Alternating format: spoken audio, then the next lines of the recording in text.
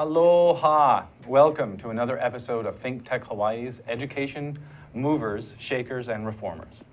I'm your host, Carl Campagna. Many people believe that education is the silver bullet or the linchpin that can help solve homelessness, drug addiction, social divisions, even income inequality. And in Hawaii, of all places, where our many intertwined cultures all cherish our keiki and do all we can to open doors for their successes, would we not assume that we place a high priority on having a world-class educational system, including quality facilities and infrastructure, and appropriately valued teachers and administrative staff? To explore this idea, I'm thrilled to introduce our guest today, current president of the Hawaii State Teachers Association, Mr. Corey Rosenlee. Welcome. Thank you. So first of all, what is the mission of HSTA? Our vision is to be leaders when it comes to public education in Hawaii. Okay. And how do you put that into action? Well, I mean, if you look at the larger picture, I mean, beyond just our mission statement, the question is, how do we make sure that all children, regardless of their race, their economic background, that all children get a good education? And so taking steps to achieve that goal, that's a big task. Yes, I can see that. Can you tell us a bit about yourself and what drives you for this mission? You know, for me, I do see that education is a fundamental right. And, you know, for a long time, our country has dealt with the issue of how do you ensure that all children receive a good education.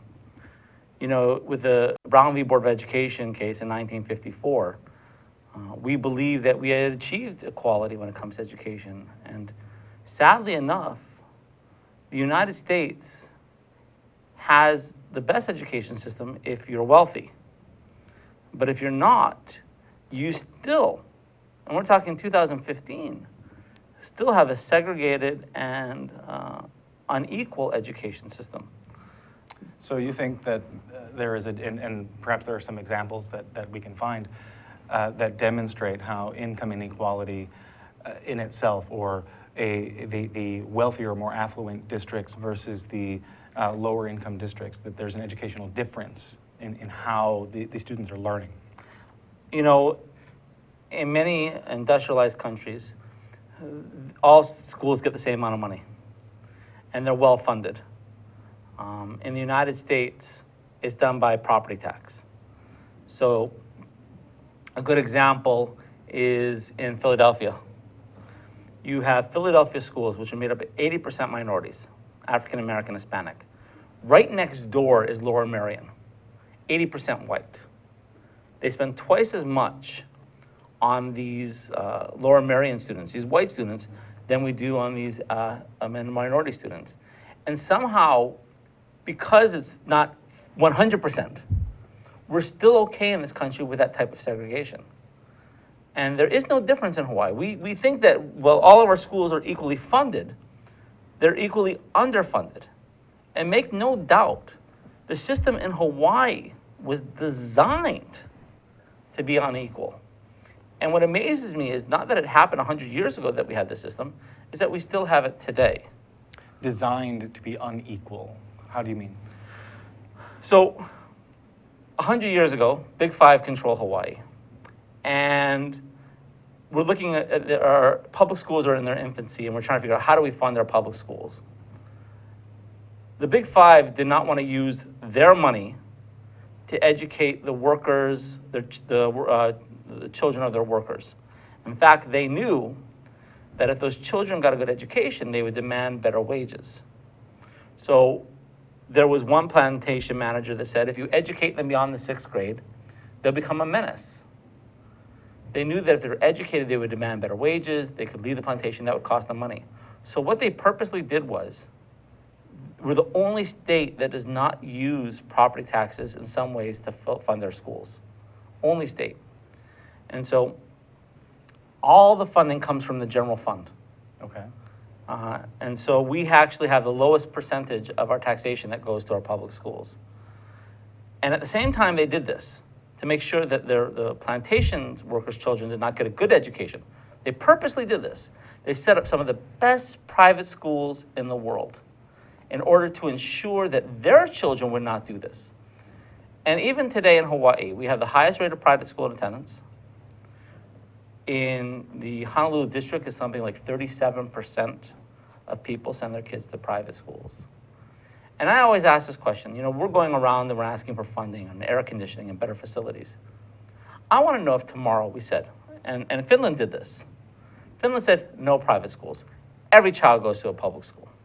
What if tomorrow Punahou parents had to send their kids to Campbell, and there was 40 kids in a classroom, and it was 100 degrees, and the teacher they had that was supposed to teach them Algebra 2 was actually a PE teacher?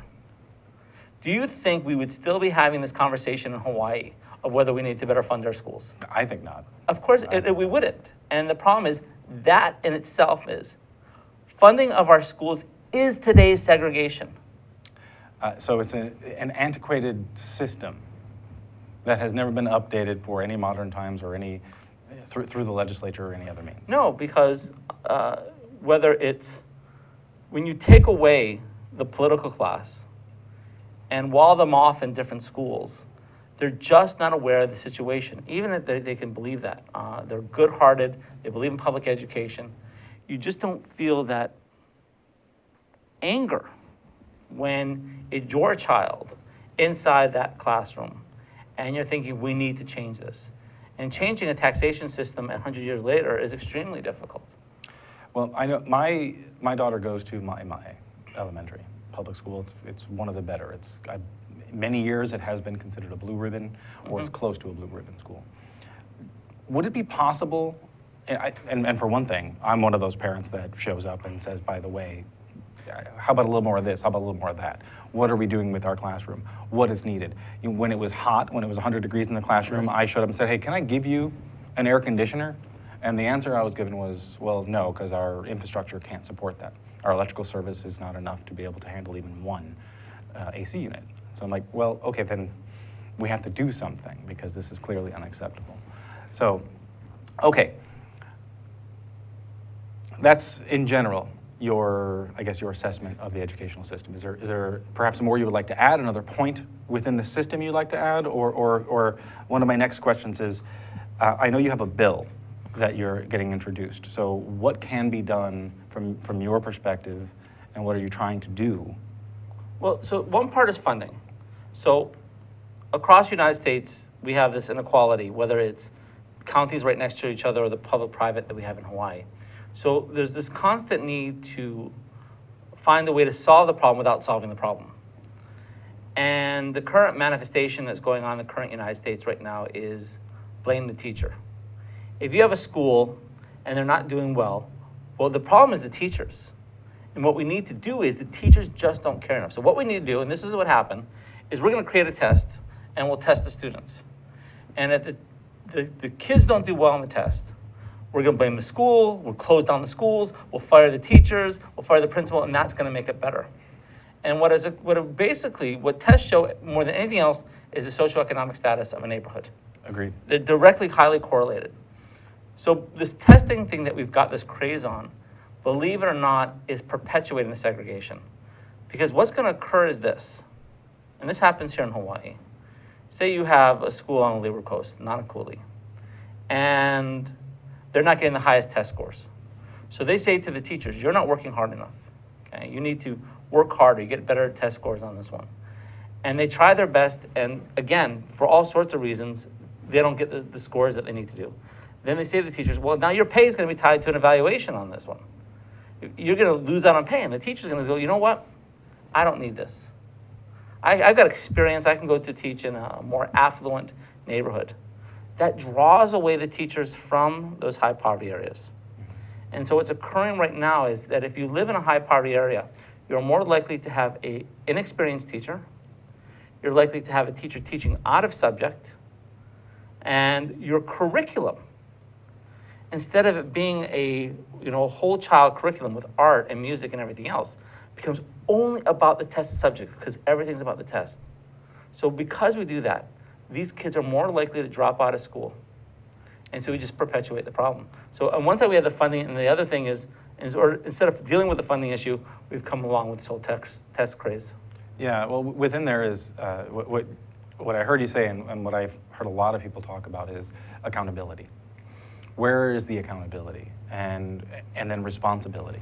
What is, whether there's a statistic that says this or rule of thumb that says this from one direction or another, what is the appropriate or what is the ideal percentage of responsibility to be placed on the student, on the teachers, on the administration, on the Department of Education itself, on the unions that are involved in this whole process, as well as the parents and the community and the legislature? I mean, all of these pieces are important and can play an important role.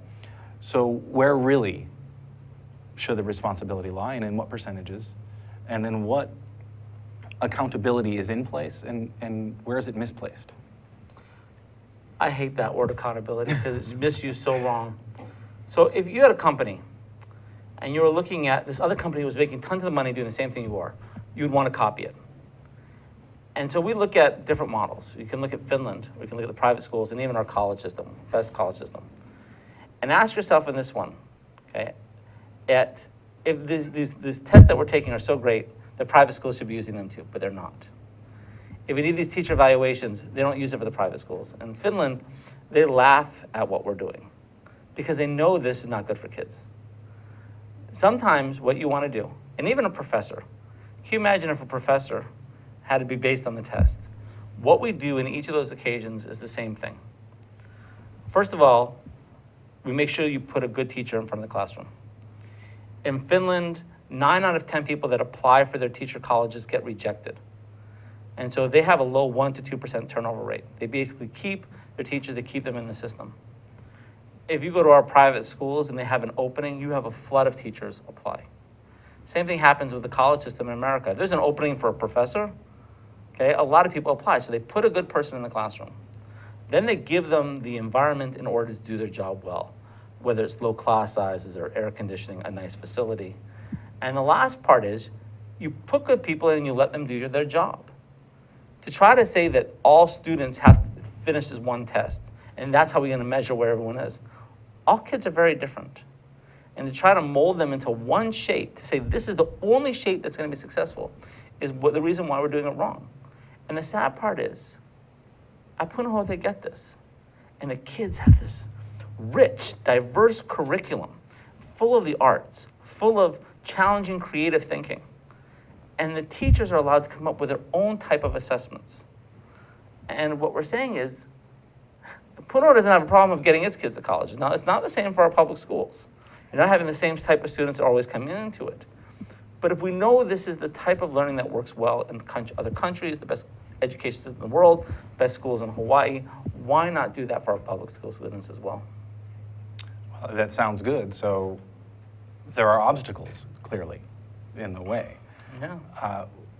I mean, first of all, what are some of these obstacles? Where it's common sense, you would think.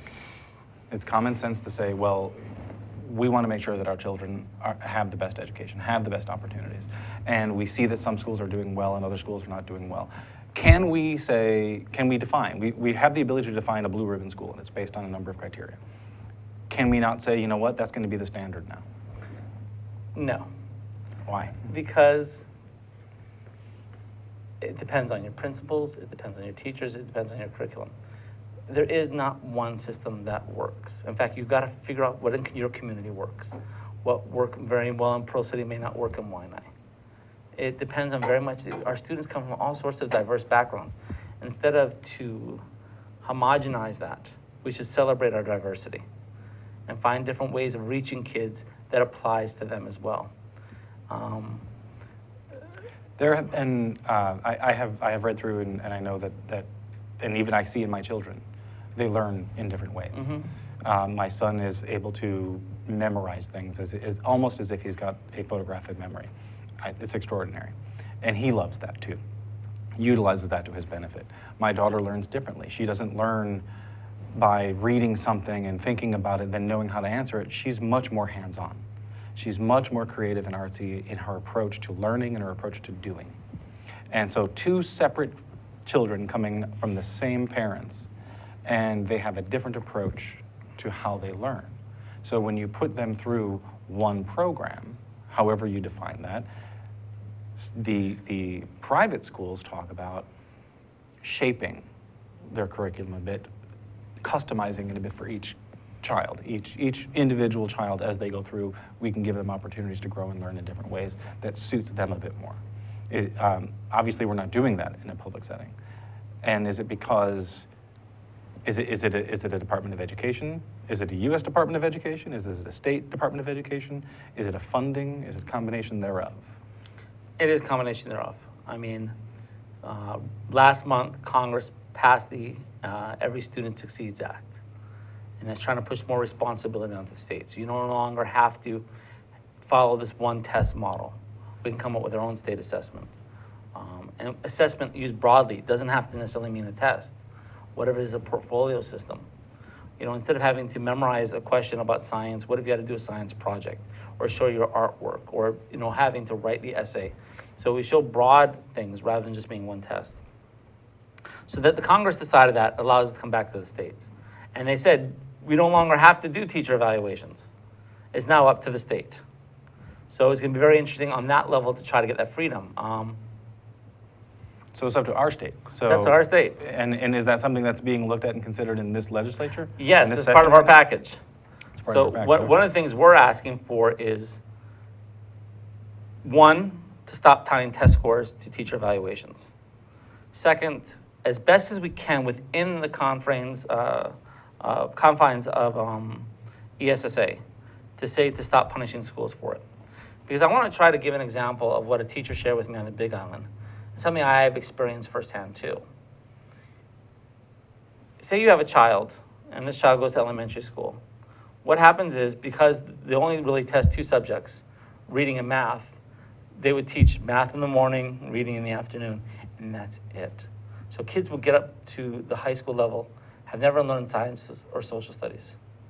They killed art and music altogether. Yeah, I know that's been a big thing. And so we're feeling that if you take away that punishment part of it, Okay. and just use it as a diagnostic tool, what's going to happen is, I'm telling you, the teachers are going to almost feel like freedom. They've gotten out of this prison, which is these high stakes tests, and instead they get to teach again. Okay. We're going to explore that a bit more in a moment. We're going to take a quick break. So again, first of all, I want to thank once again Mr. Corey Rosenlee from HSTA, and we're going to take a quick break. Please stay with us as we return and have more conversation about HSTA's bill and several other topics coming up. So I greatly appreciate that. Thank you. Aloha, I'm Rachel Jurgen with Aging with Grace. Please join us every Tuesday on thinktech.com. Aloha! Please join the Hawaii Farmers Series every Thursday on ThinkTech. We live stream from 4 p.m. to 5 p.m. and we are Matthew Johnson and Justine Spiritu as your hosts. And the purpose of the Hawaii Farmers Series is to get to know our local agriculture community a lot more, get their backgrounds, get their history, find out why they love what they do, as well as get some of their insights. And insights into hearing about the future of agriculture in Hawaii. So we're going to bring the experts on, but we'd also like you to be a part of the conversation. So you can always join us by tweeting in your questions and comment at ThinkTechHigh. So we hope to engage with you. Thanks.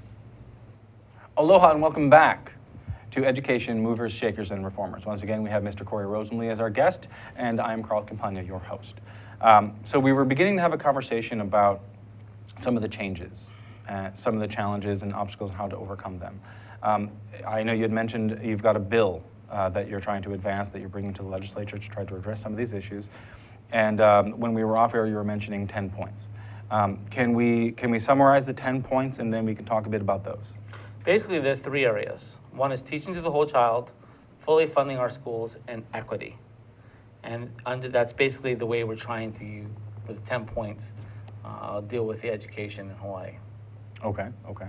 And can you give me a list of the 10 points? Okay, so we've talked a lot about whole child education. Yes. The next big problem we have is this, special education. And we have a crisis. And we've gotten to a point now with special education. We don't have special education teachers. At the beginning of the year, I think there was close to 250 openings. I'm not talking about at the end of the year. I'm talking school year starts. And there's 250 positions that are unfilled. And the hard part is there's no limit to the amount of special education students a teacher can have. There's no limit. No limit. So Is that it's a supposed- special education teacher, Right. or is that a teacher that has special needs children in their class? So it's basically you have a caseload, Mm-hmm. and there's one teacher that had 28 special education students. Now, for each special education student, you have to do an IEP.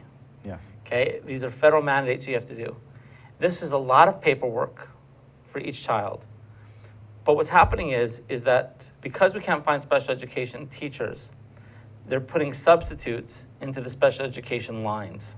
Who don't have the training. Not only to they don't really- have the training, they can't do the paperwork. Okay, sure, okay.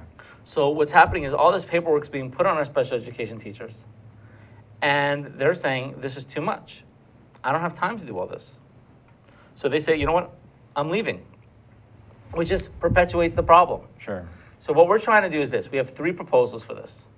Number 1 is put a cap size on the amount of students a special education teacher can have. Number 2, weigh those students, because not all special education students are the same. Number 3, give them at least 1 hour per week to do their paperwork, 40 hours a year. The 4th thing they want is this. Right now, if you're a special education teacher, you walk into a room and there's a textbook. The textbook is designed for just every child. There's no modifications for a special education student. And there used to be a program called $1,690 where special education teachers could buy specific resources and supplies to help their special education students. So that's one area for the special education we're trying to solve. Okay. Okay. The next area was class size.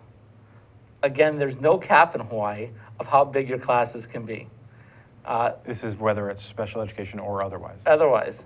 Do you have an idea, just to jump in, do you have an idea or what you think an ideal cap or class size would be in both instances? In a dream world, you're looking at about 18 to 1.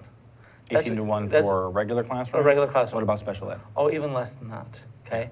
But most of our kids in special education are in inclusion classes. So they may have 2 teachers in the room, whatever that. But you want to lower those roles. So in Hawaii and other places, believe it or not, they actually have class size limits. And we're trying to have the same thing in Hawaii so that those kids can get that individual attention. And for a high school, I think it's 26 to 1 right now, is what we're trying to suggest. That is, even that would be, That's still a lot. it's still a lot.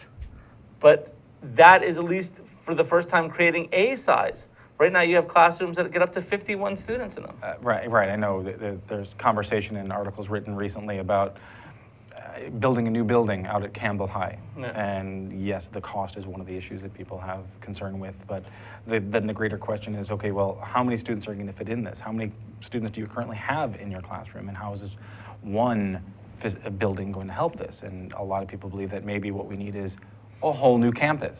Yes. And maybe that would be a better direction and a better use of those funds, so that maybe but then this problem that you pointed here is the availability of qualified teachers. So if we build a whole new school, where are the teachers going to come from, and how do we get those teachers to want to teach? So, you know, we have this as an omnibus bill. We have the parts and we have it as an omnibus. Because you can't lower class sizes or restrict the amount of special education teachers, how many students a special education teacher has, unless we actually able to get teachers. And in Hawaii, and again, because of our funding structure, and when you look at funding, people look at the DOE budget, $2.5 billion, and they say, oh my God, it's this huge budget. And they see this $12,000 per student, and they think that the DOE is getting plenty of money. And the problem is, that's the problem is that it's not true. In fact, when it comes to per pupil student, when you adjust for cost of living, we're last in the nation. Even if you don't adjust for cost of living. If you just look at major cities across the United States, you see how much more they spend. First of all, that $12,000 number you need to split up into 2. First of all, how much does it cost to educate a special education student and how much for a regular education student? And it's about $20,000 for a special education student and about $7,000 to $8,000 for a regular education student. So the question then is, how much does it cost to educate a child?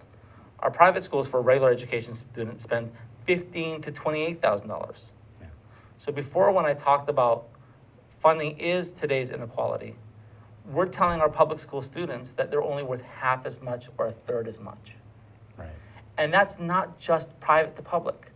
On the mainland, when it comes to New York City, very similar cost of living, they spend $26,000 per student.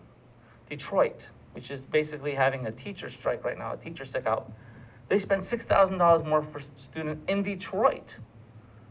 The reality is we just don't fund our public schools. Well, what I know is, again, in my elementary, my kids go, every year at the beginning of the year, every parent gets a wish list from their teacher. Can you please provide tissue papers and paper towels and all ranges of supplies that are needed for the classroom for really the entire school year. And so obviously we're very happy to do that, but not all families have the ability to provide all of that. And this is another income inequality issue with this. If we've got lower income districts and communities, we don't have the money to make sure we provide everything. Well, so then who does that? Oftentimes I have seen the teachers supplement that themselves. So again, I look at this as, where is our priority in this, is my question.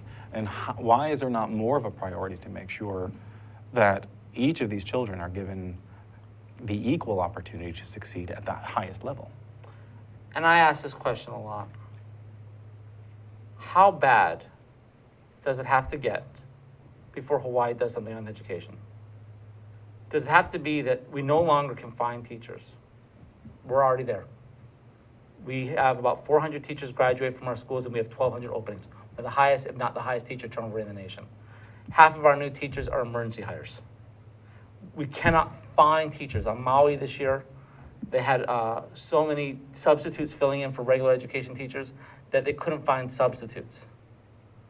So what's the challenge? Why are there not more teachers available? Well, if you look at teacher salaries adjusted for cost of living, we're the lowest paid teachers in the nation.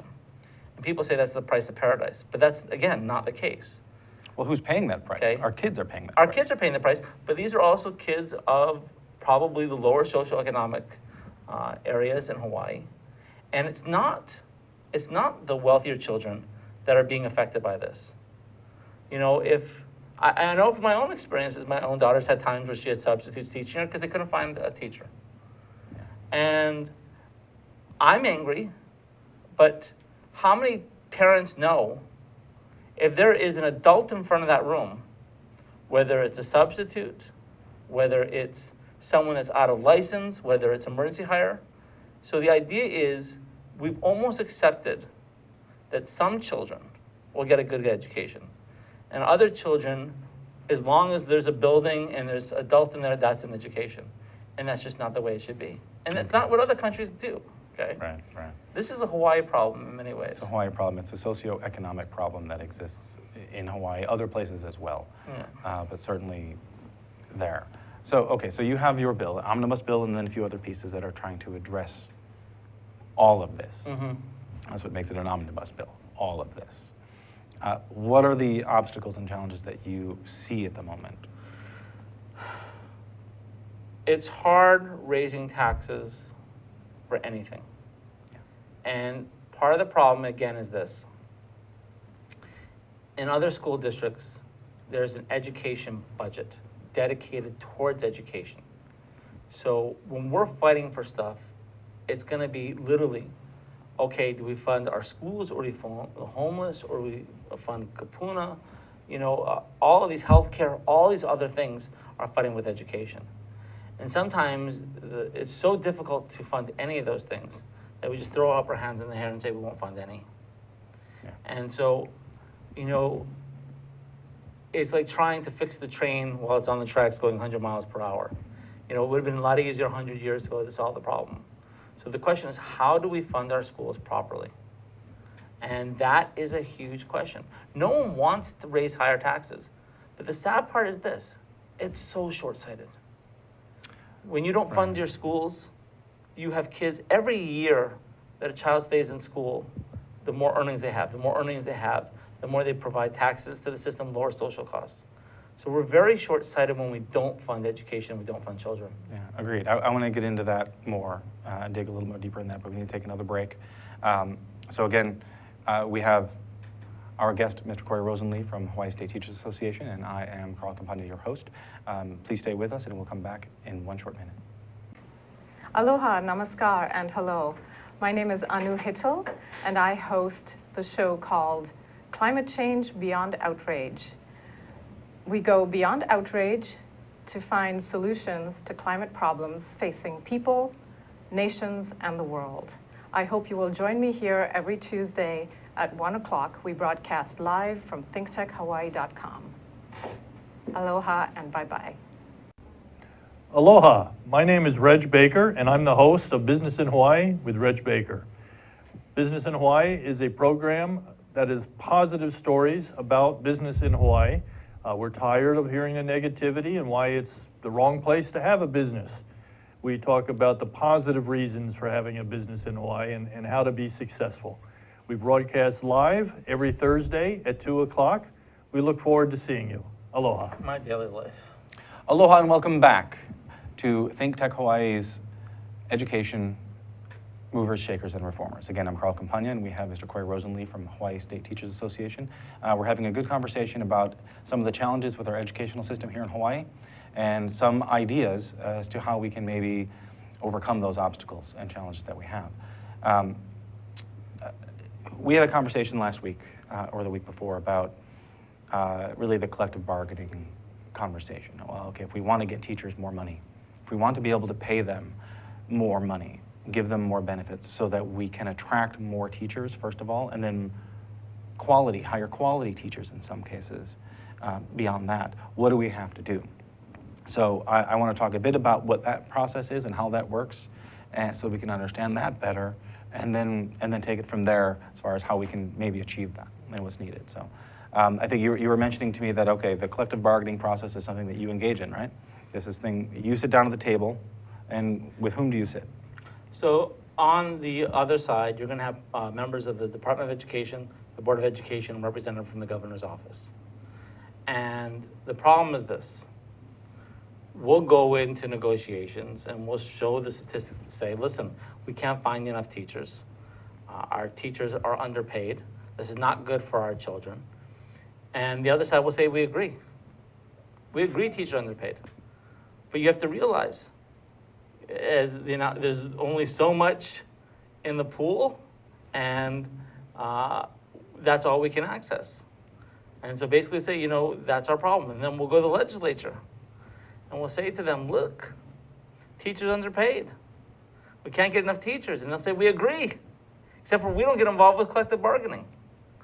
So both sides, because of the system we've set up, this is why we have this problem. I mean, if the Board of Education had the authority over taxation, then when we said there's not enough money, they would have the ability to raise taxation to do collective bargaining. But that doesn't occur. And same thing with the legislature. They don't get involved with every single contract, but they're the ones that control the purse strings. So this current system has been set up to make sure that teachers in Hawaii are underpaid. So as you were explaining to me before, and correct me here if need be, what you've got is there's a pool of money that's available that you have gone to the table for and you have capped it out. So all the money that's been available, or near all the money that is available to you, has been utilized to get to the teachers for their pay. And what you need is an allocation of more funds to be put into the collective bargaining account, for lack of a better word, for you to be able to negotiate more with. How does that work? So there's two ways you have to do it. Either you're going to have to go to the collective bargaining table and say, this is what we need. And that's very difficult because they don't have control of those purse strings. Or we have to go to the legislature and create enough of a pool so that we still have to go back and collectively bargain, but now we know that there is potentially money waiting for that to occur. So the question on both sides is which one's going to happen first. And even harder than that, The question is, how do we do this? What's going to take for Hawaii to do this? And so I'll give a little plug out here. On February 5th, we're holding a rally at the state capitol. And we're trying to urge the public to do it. It's interesting to see the power of parents in Hawaii. Yes. We've been doing air conditioning for a couple of years. But when parents start having to buy fans and start waving sine waves, that's when politicians start caring. It's a sad fact, but it's true in this country, is that we spend a lot more on senior citizens than we do on children, because kids don't vote. And so oftentimes, I only wish that when I brought 600 kids from Campbell to rally for air conditioning, that the legislature saw 600 voters. Yeah. Well, you know what? That's 600 future voters. Okay. And that's something that I think needs to be understood as well. Because what you're doing in that situation is you're showing those kids that even though you showed up for a real reason, a real purpose, nothing happened. So now what you're doing is you're creating a system in their mind where, well, government doesn't actually do the things we need anyway, so why should I be engaged with it? One of the things we're trying to do is this. For too long, people have said education is a priority in Hawaii. And for too long, we've ignored education. It may not change overnight. I was really happy to see that the governor this week said that he's going to start funding our air conditioning. Yes, 1,000 schools, 1,000 classrooms by the end of the year. Right. This year, 1,000 classrooms. In our entire history, we've never done 1,000 classrooms before. Okay. Yeah. Usually One it's of my like 50, questions there was, okay? where did the number 1,000 come from? Okay. And if we have, and which classrooms are going to receive it? And then from there, based on that, okay, well, did we choose that because some schools have an infrastructure that can support it and others don't? So for that specific issue, but let me get to this first point first, is that it took time. When the deal we used to say it'd be $1.7 billion to do our classrooms, $225,000 per classroom. And now we're looking at reducing that cost by 90%. And $100 million could theoretically do even more than 1,000 classrooms. I think it could potentially do up to maybe 50,000 classrooms. I'm sorry, 5,000 classrooms. And that's almost the entire amount of classrooms in Hawaii that don't have air conditioning. So this is potentially a way to solve the larger problem. But that took years to get there. And I think that that's the same thing that has to happen in education. We have to start and keep on. What has being persistent. happened? What has happened that we were able to go from 1.7 billion to a tenth of that? So a couple years ago, when I started researching this and started fighting for this, we looked at the 1.7 billion. And the $1.7 billion was a ridiculous number. It's a scare number. I got to tell you. And that was always my frustration is that every time they use that number, they're basically saying the problem's too big, it can't be solved. Mm-hmm. So we shouldn't try to solve it at all. And we kept on saying, look, that's $250,000 per classroom. And the public said, what? Okay, and I think that caught on. And so one of the things is our schools are old. Yes. Our schools are 65 years or older on average in Hawaii. We spend the least amount per student on our facilities in the nation. And so it is hard to do the air conditioning. So we started researching it, and we were looking at off-the-grid air conditioning or on-the-grid solar air conditioning. And this doesn't have to use the infrastructure. And so this can bring down the cost by 90%. And so it may, and even some schools have infrastructure. Your child's school is at my, right? Mm-hmm. The parents did contribute, and they put in air conditioning at the school using split AC. In the admin office, in the admin building, but not in the classrooms. Okay. So it's there. It is there. Exactly. Okay. So yeah. So. But the idea is that you could put split AC in some schools, solar on-the-grid air conditioning for some schools, and that then takes away a huge chunk of schools, and then you could do off-the-grid or potentially do the infrastructure for those group of schools that don't. And there's plenty of technology out there. There's solar cool technology, Right. which is just basically you take an air conditioner and you explode it and put it on your roof, and you create this air conditioning system that can utilize ducts that are already there if they're there, or you put in regular ducts. You can use that. Or you can put, in some schools, many schools have, 100 kW worth of PV systems on their roofs, trying to reduce those costs. Well, it's reducing the costs, but it's not helping with air conditioning necessarily if you've got air conditioning in your admin building, maybe it's decreasing that cost a little bit. But what about taking that approach and trying to find a way through procurement to set it up so that you know what, the state can't afford all of the money that it might take to put PV on all of the buildings, to put solar electricity on all of the buildings. We can't afford that. Well, there are other means and methods. There's design, build, operate, maintain, these days called PPAs, power purchase agreements. There are ways to achieve that, and it's through a procurement process that we can make that happen to achieve the goal. So is it just a lack of creativity, a lack of knowledge or trust in technology to achieve the goal? What's the hurdle and why? So, because it's an easy thing to say, you know what, if I want to scare people into not doing something, I just have to give them a big number and they'll go, well, no, because that means you're going to raise my taxes. I don't want to do that. Okay, that's an easy thing to do. Right up until you start saying, well, but my child isn't learning very well, and the adult in that classroom is having a hard time teaching because it's 100 degrees in that classroom, at least in the morning or in the afternoon or at any point in the day, it achieves that. And as parents, we stand up and say, well, wait a minute, that's not okay. What do we have to do to achieve that? And if the answer is, well, we need more money. We need a little bit more money for our teachers. We need a little bit more money for infrastructure. We've got deferred maintenance on our buildings and our facilities. We have outdated technologies or a lack of updated technologies for our classrooms. So we need that money also. Where does that money come from? Well, where do you want to invest your money?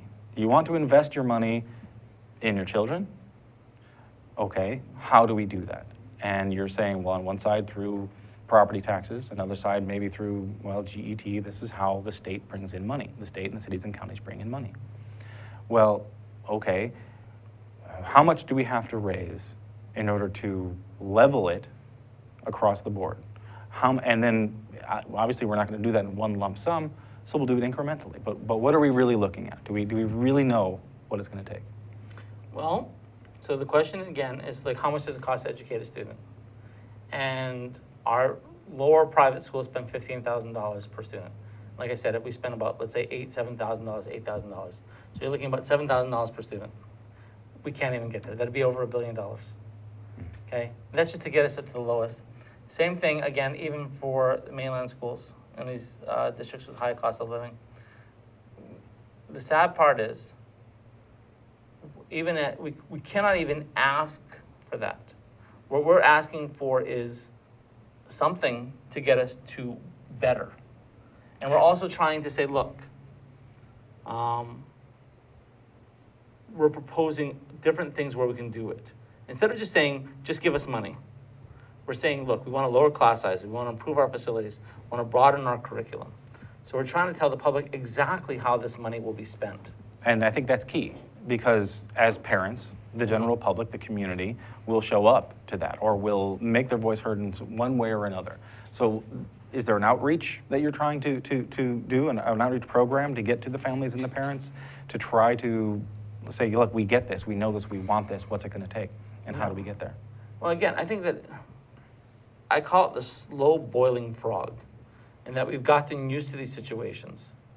You know, a couple years ago when they had the furlough Fridays, Yeah.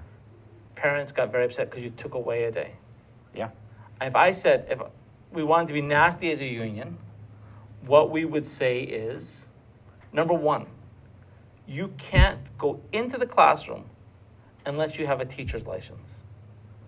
And all of a sudden, we'd have hundreds, if not thousands of rooms where there was no education going on. Kids would walk into a classroom and there wouldn't be a teacher. Well, And then people would realize that the person in front of the classroom is not a teacher. then you see what the problem is. And I think that needs to be put up as a metric. Look, by the way, these are the number of teachers that we have, and this is to really see that in a chart. You know, if we removed the teachers that don't have these qualifying standards, this is what we have left. And So- I think that people accept that. And I think the topic needs to be brought out and the conversation needs to be had, which is why I thank you so much for being on the show today, talking about this. And this conversation needs to go on and on and on. So I want to say, first of all, mahalo. Mahalo to Mr. Corey Rosenlee, president of Hawaii State Teachers Association. Mahalo to Jay Fidel and the entire crew here at Think Tech Hawaii and the staff for the show and for the opportunity to be on the program today. We will see you next week. We'll be interviewing Ms. Georgie DaCosta, specifically talking about her job these days. She's the executive director of Hawaii Meth Project. So mahalo again, and we'll see you next week.